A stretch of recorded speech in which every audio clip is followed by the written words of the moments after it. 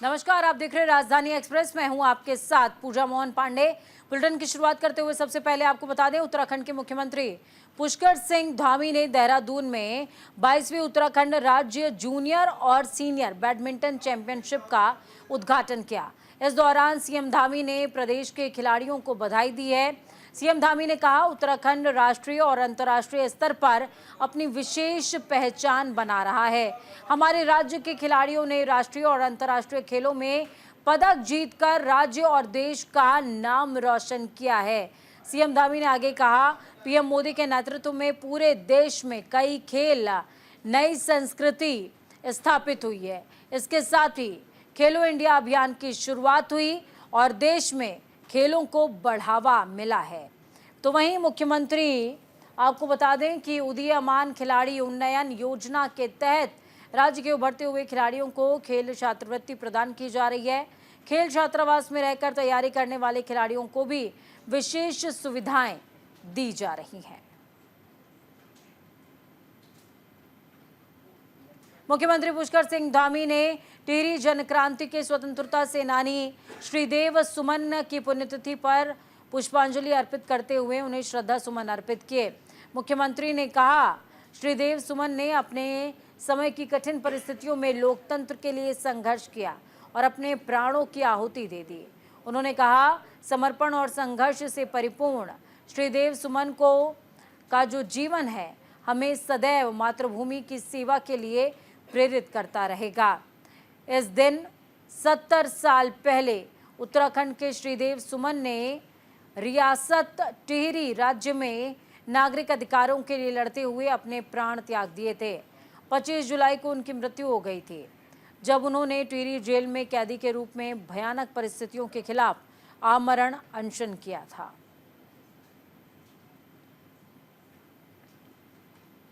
Cabinet मंत्री धन सिंह रावत ने आज दिल्ली में प्रधानमंत्री मोदी से मुलाकात की है। इस दौरान उन्होंने पीएम मोदी को तीसरी बार प्रधानमंत्री बनने पर हार्दिक शुभकामनाएं दी।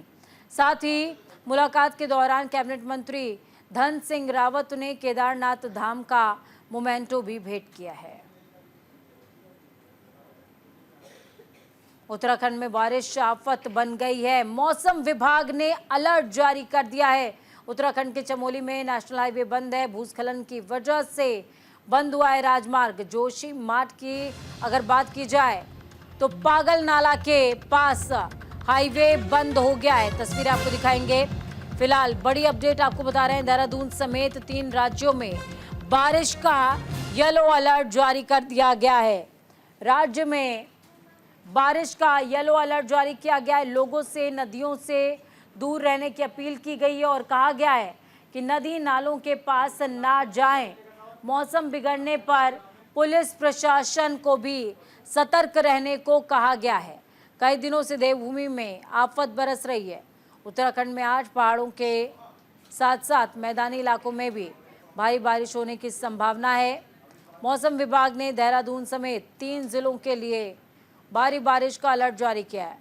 चमोली में बद्रीनाथ राष्ट्रीय राजमार्ग पर भूस्खलन के बाद मलबे की वजह से राजमार्ग बंद हो गया। मौसम विज्ञान केंद्र के मुताबिक आज देहरादून, नैनीताल और बागेश्वर में कहीं कहीं भारी बारिश होने की संभावना है। मौसम विभाग ने बारिश का येलो अलर्ट जारी किया है। अन्य जिलों में भी कहीं कहीं हल्की वर्षा के आसार हैं। मंगलवार देर रात से बुधवार सुबह तक दून के कुछ क्षेत्रों और मसूरी में भारी बारिश हुई थी। जौलीग्रांट, हाथी बड़कला, मालदेवता और मसूरी में भारी बारिश होने से आसपास के नदी नाले उफान पर आ गए हैं और रायपुर समेत आसपास के क्षेत्रों में भारी नुकसान भी हुआ है।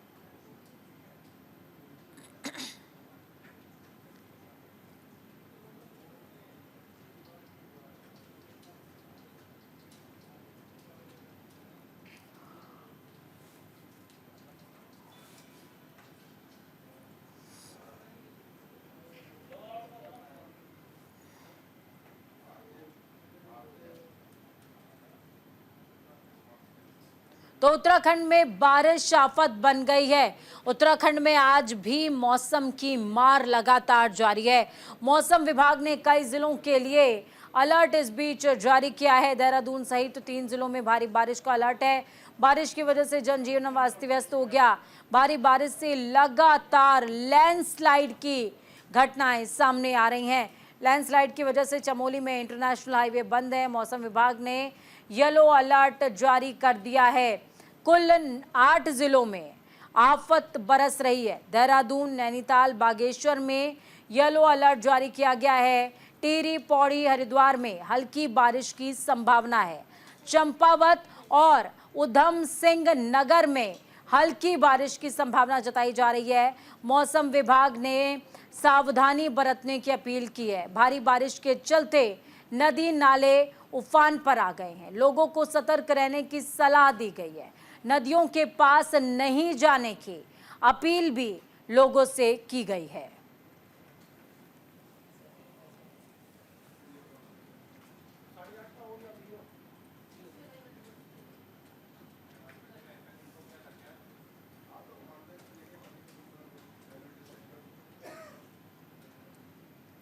चलिए इस खबर पर ज्यादा जानकारी के लिए ग्राउंड जीरो का रुख करते हैं।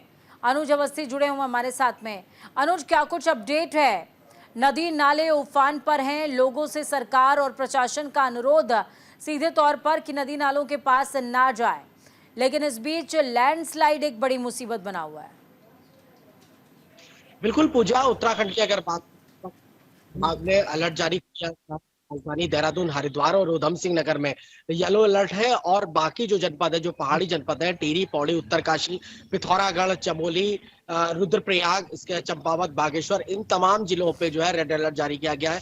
भारी से भारी बारिश होने की आशंका जताई जा रही। राजधानी देहरादून में भी जो है कल देर रात तेज बारिश हुई, जिसके कारण कई ऐसे इलाके हैं जहां पे जलभराव की स्थिति हो गई। वहीं अगर हरिद्वार की अगर बात करें, ऋषिकेश की अगर बात करें, तो वहां पर भी जलभराव की स्थिति सामने देखने को मिल रही है।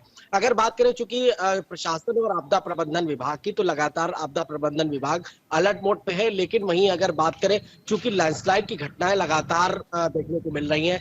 पहले आप पाताल गंगा के पास, चमोली से जब जोशीमठ के पास आते तो पाताल गंगा के पास लैंडस्लाइड हुआ था। लेकिन अब चूंकि कल और आज सुबह पागल नाला जो है जोशीमठ से पहले, उसी के पास लैंडस्लाइड हुआ, जिसके कारण जो है चारधाम यात्रा का जो रूट है, एनएच है, वो बंद कर दिया गया जब तक मलबा निकाला गया। चूंकि अब मलबा जो है हटा लिया गया है। लगातार जो लोक निर्माण विभाग की टीम, चाहे वो जेसीबी की मशीन हो या पोकलैंड मशीन हो, दोनों मशीनें लगी हुई हैं मलबे को हटाने को लेकर के, और अब जाकर के काबू पाया गया है। इसके अलावा अगर बात करें, मुख्यमंत्री भी आपदा प्रबंधन जो केंद्र है वहां पे जाकर के मॉनिटरिंग भी कर रहे हैं, और एक एक चीज की जो है मॉनिटरिंग वहां पे हो रही है। आपदा प्रबंधन विभाग और जिले का जो आपदा प्रबंधन विभाग है वो अलर्ट मोड पे है। एसडीआरएफ, एनडीआरएफ की टीम है, जिला प्रशासन की टीम है अलर्ट मोड पे। जिन जिन जिलों में भारी बारिश की आशंका जताई जा रही है, जहां पे रेड अलर्ट है, वहां जिलों में भी जो है छुट्टियां कर दी है। और साथ ही साथ जो जिला अधिकारी है वो अलर्ट मोड पे है कि कहीं देर रात अगर या कोई भूस्खलन की घटना होती है, या कोई पहाड़ गिरता है, या कोई पत्थर गिरता है, तो सबसे पहले वहां पे टीम पहुंचे और वहां से मलबे को हटाने का कार्य करे। फिलहाल अगर सड़कों की अगर बात करें, तो भारी बारिश की वजह से करीब 48 सड़कें अभी तक बंद है पूरे प्रदेश में, और उनको खोलने का काम लगातार जारी है। क्योंकि पहाड़ी एरिया है पूजा, और पहाड़ पे जेसीबी तो पहुंच सकती है, लेकिन पोकलैंड मशीन थोड़ा सा दिक्कत जरूर होती है। लेकिन वो मशीन को पहुंचाना, पीडब्ल्यूडी विभाग की जो वहां की टीम है वो वहां पे पोकलैंड मशीन पहुंचा करके और मलबे के हटाने का कार्य कर रही है। जी भैया, बिल्कुल। देखिए, जिस तरीके से धामी सरकार ने लगातार इनिशिएटिव लोगों की जान को सुरक्षित रखने के लिए लिया है, वो इनिशिएटिव का असर भी ग्राउंड पर नजर आता है। अनुज, जो पिछली बार की ट्रेजेडीज थी और इस बार की ट्रेजेडीज में कमी जरूर आई है, लेकिन लोगों को और जागरूक किया जाए ताकि वो जो संभावित क्षेत्र हैं जहां पर आपदा आ सकती है, उन क्षेत्रों से दूरी बनाए रखें बतौर कुछ समय के लिए। उसके लिए क्या इंतजाम हैं? बिल्कुल पूजा, चूंकि जो नदी किनारे जो क्षेत्र है वहां पे जो है प्रशासन होते हैं लगातार। ऋषिकेश हो या हरिद्वार घाट के किनारे हो, साथ ही साथ तो ऊपर कौड़ियाला के रुद्रप्रयाग के अगर पास तो लगातार प्रशासन ये अनाउंसमेंट कर रहा है कि जिनके घर जो है वो कृपया करके सुरक्षित स्थान पर पहुंचाने का कार्य भी प्रशासन कर रहा है। इसके अलावा लगातार घाटों से और नदियों से दूर रहे। यहाँ पे भारी बारिश और तेज बहाव हो रहा है, जब नदियां उफान पे है। गंगा नदी की अगर बात करें, अलकनंदा की अगर बात करें, भागीरथी की अगर बात करें, तो एक है पिंडर की अगर बात करें, चूंकि कर्णप्रयाग के पास कई ऐसे एरिए हैं जहाँ पे जो है पिंडर नदी है। पिंडर नदी के आसपास के जो घर है उसको खाली कराया गया प्रशासन के द्वारा। तो उसमें का जो एरिया है जहाँ पे जो है अलकनंदा नदी बहती है, वहाँ के कुछ एरिए खाली कराए गए हैं कि जो लोग है वो सुरक्षित स्थान पर है। भारी बारिश का अलर्ट है और कहीं भी लैंडस्लाइड हो। चारधाम यात्रा रूट है, लोगों को रोक रोक करके भेजा जा रहा है। केदारनाथ रूट की अगर बात करें तो वहां पर जो केदारनाथ की जो चढ़ाई है, उस चढ़ाई पर रात में जाने चढ़ाई करने को लेकर के लोगों को कहा गया कि रात में कृपया करके आप चढ़ाई हुई, चूंकि वहां पे एसडीआरएफ और जवान भी मौजूद है। अगर कोई इस तरीके से आती है तो वो जवान तत्काल रूप से वहां उनकी मदद करे। तो ये प्रशासन अलर्ट मोड पे है, की वजह से जो कैजुअलिटी पहले ज्यादा होती थी उस तुलना में इस बार कम दिखाई दी। बहुत शुक्रिया अनुज, हमारे साथ जुड़ने के लिए, अहम जानकारी साझा करने के लिए। तो वहीं हरिद्वार की सड़कों पर कांवड़ यात्रा की धूम मची हुई है। बम बम भोले के जयकारों से गूंजी है हरिद्वार की सड़कें। शिव भक्तों ने, आपको बता दें कि यूपी और उत्तराखंड सरकार की तारीफ भी इस बीच करी है। सरकार ने कांवड़ियों के लिए जो व्यवस्था की है उससे काफी खुश कांवड़िए नजर आ रहे हैं। कांवड़ यात्रा इन दिनों अपने चरम पर है। शिव भक्त बम बम भोले के जयकारों के साथ हरिद्वार की मुख्य सड़कों पर नजर आ रहे हैं। हर दिशा में भक्तों का उत्साह और आस्था देखते ही बन रही है। उत्तर प्रदेश के मोदी नगर से पहुंचे शिव भक्तों ने उत्तर प्रदेश और उत्तराखंड सरकार की व्यवस्थाओं की प्रशंसा की है। भक्तों ने सरकार की ओर से की गई सुविधाओं के लिए धन्यवाद भी दिया। मोदी नगर से आए एक भक्त ने कहा, सरकार ने जो व्यवस्थाएं की हैं वो सराहनीय है। हम सभी भक्तों से अपील करते हैं कि अपनी कांवड़ यात्रा को मान मर्यादा के साथ संपन्न करें और हरिद्वार की पवित्रता को बनाए रखें। हरिद्वार की सड़कों पर भक्तों के जोश और आस्था का जो माहौल है उसने भक्तिमय बना दिया है। शिव भक्तों के दल अपने गंतव्य की ओर प्रस्थान कर रहे हैं और हरिद्वार की दिव्यता में लीन हो रहे हैं। लेते थे गंदे वाली, वही लेने आए हैं अभी तक। ये फर्स्ट टाइम हमारे गांव से विशाल कार्ड फर्स्ट ही आ रही है खाली। तो ऐसी क्या तो काफ़ी टाइम से थी, पर भोलेनाथ की इच्छा इस बार हुई है तो इस बार हमें विशाल कार्ड में बुलाया। वैसे हमारा तो ये 4 से 5 डेज का है, बट हम अपना 11 दिन लेके चले। अपने गांव में शिव मंदिर है तिबड़ा में, उसी पे जल चढ़ाए। सही, सबसे अच्छी व्यवस्था है। योगी सरकार है वो सबसे बेस्ट है इसलिए। बस हमारी इच्छा है वो, ये अपील ये है कि सरकार के अनुशासन के अनुसार चले और अपना आराम से सेफ्टी से जल लेके अपने घर पे प्रस्थान करें मंदिर में। हरिद्वार में कांवड़ियों का मेला शुरू हो चुका है। हरियाणा से भी बड़ी तादाद में कांवड़िए हरिद्वार पहुंच रहे हैं। आपको बता दें कि पुलिस प्रशासन ने सुरक्षा के इंतजामात करे हुए हैं और ये कड़े इंतजामात हैं। पुलिस अधीक्षक ने कई वस्तुओं पर प्रतिबंध लगाया है। यात्रा के दौरान लाठी डंडे अस्त्र शस्त्र ले जाने पर प्रतिबंध रहेगा। रोहतक पुलिस ने संवेदनशील ट्रैफिक पॉइंट्स को चिन्हित किया है। कांवड़ियों के आवागमन वाले मार्गों पर विशेष सुरक्षा के इंतजामात किए गए हैं। मेले के दौरान प्रभावी ट्रैफिक चेकिंग करने के आदेश दिए गए हैं। तेज गति से चलने वाले वाहनों का चालान भी इस बीच किया जाएगा। कांवड़ शिविर में लाइट, पानी और सीसीटीवी की व्यवस्था भी रहने वाली है। तो ये कुछ वो तैयारियां हैं जो आपको पता होनी चाहिए।